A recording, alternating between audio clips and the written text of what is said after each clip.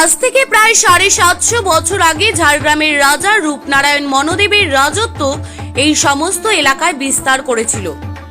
তৎকালীন রাজা নিজের রাজ্যকে রক্ষার জন্য রাজপ্রাসাদ থেকে বেশ কিছু গুপ্ত রাস্তা বানিয়েছিলেন। তার মধ্যে অন্যতম ছিল শুকনি বাসার গুপ্ত রাস্তা। সেই রাস্তা দিয়ে একদিন রাজার প্রিয় হাতি চলে যায় এবং শুকনি বাসাতে গিয়ে পৌঁছায়। রাজা খবর পেয়ে তৎক্ষণাৎ সৈন্যবাহিনী নিয়ে গিয়ে তার প্রিয় হাতিকে ফিরিয়ে আনতে গিয়ে দেখেন তার প্রিয় হাতি সেখানে ঘির অরণ্যের মাঝে লতা পাতা দিয়ে বাঁধা আছে। রাজা হাতিকে আনার জন্য শত চেষ্টা চালালেও সফল হতে পারেননি। যে হাতি রাজার কথা শুনতো সেই হাতি রাজাকে চিনছে না। রাজা শেষমেশ রাজপ্রাসাদ ফিরে আসেন। সেই রাত্রে রাজা রূপনারায়ণ মাল্যদেব স্বপ্নাদেশ পান। এক দেবী তাকে জানালেন যে তোমার গুপ্ত রাস্তা রয়েছে, তার পাশেই আমি রয়েছি। এখানে একজন আমাকে দীর্ঘদিন ধরে সেবা করে আসছেন, শুকনি বাসার বাসিন্দা সবর পরিবারের নন্দ ভক্তা তার নাম। তার সাথে তুমি গিয়ে যোগাযোগ করো, তোমার হাতি তুমি ফিরে পাবে। সেই কথা মতো তার পরের দিনই রাজা শুকনি বাসা গিয়ে পৌঁছায় এবং নন্দ ভক্তাকে সব কথা খুলে বলেন রাজা বাহাদুর। তারপরে নন্দ ভক্তা জঙ্গলে এসে তুলসী বেলপাতা জল দিয়ে মায়ের পুজো করেন এবং রাজা রূপনারায়ণ মাল্যদেবকে বলেন, রাজা বাহাদুর, এখন আপনার হাতিকে আপনি ডাকুন, আপনার কথা শুনবে। তারপর রাজা তার প্রিয় হাতিকে রাজপ্রাসাদে ফিরিয়ে নিয়ে এসেছিলেন। তখন থেকে এখানে মায়ের পুজো শুরু হয়েছিল। মা যেহেতু এখানে গুপ্ত জায়গায় রয়েছিলেন, তাই মায়ের নাম গুপ্তমণি হিসেবে পরিচিত হলো সমস্ত অঞ্চলে। এখানে কোনো পুরোহিত দিয়ে পুজো হয় না, গীতা পাঠ, চণ্ডী পাঠ, যজ্ঞ কিছুই হয় না। তৎকালীন সবর পরিবারের নন্দ ভক্তা যেভাবে পুজো করতেন ঠিক একই রকম ভাবে এখনো সবররা পুজো করে আসছেন।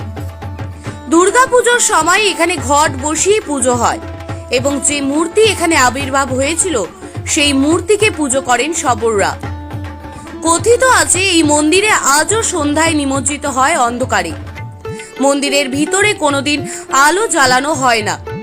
এখানে বলি প্রথা রয়েছে, প্রতি সপ্তাহে বুধবার শনিবার বলি হয়। কারো কোনো কিছু হারিয়ে গেলে হাতি ঘোড়ার মাটির মূর্তিতে সুতো বেঁধে দিয়ে এখানে মানসিক করলে তা পরে ফিরে পাওয়া যায়। এই সমস্ত অঞ্চলে কেউ গাড়ি কিনলে মা গুপ্তমণির কাছে প্রথম পুজো দেন। এই মন্দিরের ইতিহাস শুনলে আপনিও আসতে চাইবেন এই মন্দিরের দুর্গা পূজা দেখতে। তাই পুজোর এই কটা দিন এই মন্দিরের পুজোয় সাক্ষী হতে আপনিও আসতে পারেন মা গুপ্তমণির মন্দিরে। কলকাতা মুম্বাইগামী 6 নম্বর জাতীয় সড়কের পাশেই অবস্থিত মা গুপ্তমণি মন্দির। ঝাড়গ্রাম থেকে মাত্র 27 কিলোমিটার দূরত্ব এবং খড়গপুর থেকে মাত্র 14 কিলোমিটার দূরত্ব মায়ের এই মন্দির। ব্যুরো রিপোর্ট, 24 ঘন্টা খবর। লক্ষণ ভক্তা। এই মন্দির কতদিন আগে গড়ে উঠেছিল? 100 বছর উপরে আছে। এখানে মূলত পুজো কারা করে? সবররা করে, সবররা। প্রথম পুজো কে করেছেন জানেন? নন্দ ভক্তা। এই মন্দিরের ইতিহাস কি রয়েছে, কিভাবে গড়ে উঠলো? মল্লদেব এখানে রাজা ছিল, মল্লদেব রাজা। তার পাগল হাতি আসে এখানে, পুরা জঙ্গল ছিল, ওই দুধি লটাতে বাঁধা থাকে। রাজাকে স্বপ্ন দেই যে অমুক জায়গায় হাতি আপনার বাঁধা আছে। যে ওইখানে বসবাস করেছে নন্দ ভক্তা, ওইখানে রাজা যাই। তারপরে নাম হচ্ছে শুকনিবাসা গ্রাম। এখানে রাজা যাই, রাজা যে আমার নন্দ ভক্তাকে ডেকে নিয়ে আসে যে আপনার কোনো ভয় নেই, আপনার হাতি এখানে বাঁধা আছে।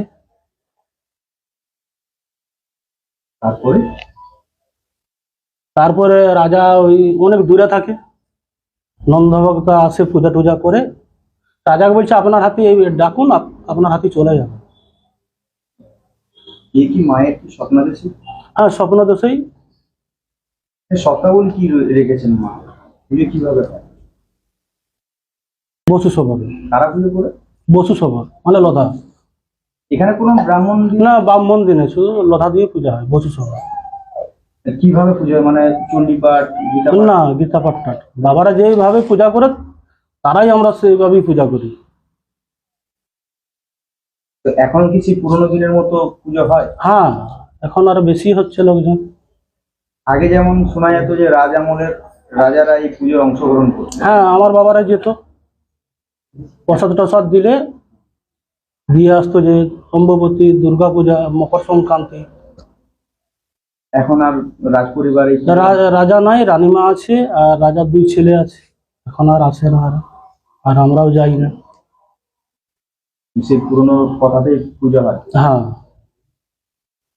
কি নাম আপনার? লক্ষণ ভক্তা। কি নাম আপনার? সমীর মাহাতো। এখানে দুর্গাপুজো কিভাবে হয়? দুর্গাপুজো বলতে মা বুড়ির পুজো, যেটা খুব সমাগমভাবেই হয়। প্রচুর বাইরের থেকে লোকজন আসে, ভিড়ভাট্টা হয়, সারাদিন ধরে পুজো হয়। মোটামুটি লোকের সমাগম প্রচুর হয়। অন্যান্য জায়গায় যেমন পুরোহিত দিয়ে পুজো হয়, না না, এখানে পুরোহিত দিয়ে পুজো হয় না। কিভাবে হয়? এখানে আমাদের যা বংশ পরস্পরাই একটা চলে এসছে, আমাদের একটা সামাজিক প্রথা মতে আমাদের সবর গোষ্ঠীর কিছু মানুষরা রয়েছে, তারা নিজেরাই পূজা করে, তাদের মাধ্যমেই পূজাটা হয়। গীতা পাঠ, চণ্ডী পাঠ এগুলো এগুলো ওনারা নিজেরাই করে। হয়? হ্যাঁ হ্যাঁ, বিষয় রয়েছে কিছু? না নতুনত্ব কিছু নেই, পুরানো যেভাবে চলে আসছে ওইভাবেই চলে আসছে, কিন্তু আগের থেকে এখনো লোকের সমাগমটা প্রচুর হয়। বলি কথা এরকম? হ্যাঁ বলি প্রথা আছে আমাদের, যেটা শনিবার মঙ্গলবার বলি হয়। এখানে যেটা শুনেছিলাম যে এখানে পুজো করে আসছে যে লোহা সবর পরিবার, মানে মূলত কত বছর আগে এই ঘটনা? আমাদের জন্ম নেই, ধরুন আমার প্রায় 25+ বয়স হলো, তার আগের থেকেই ওনারা করে আসছে।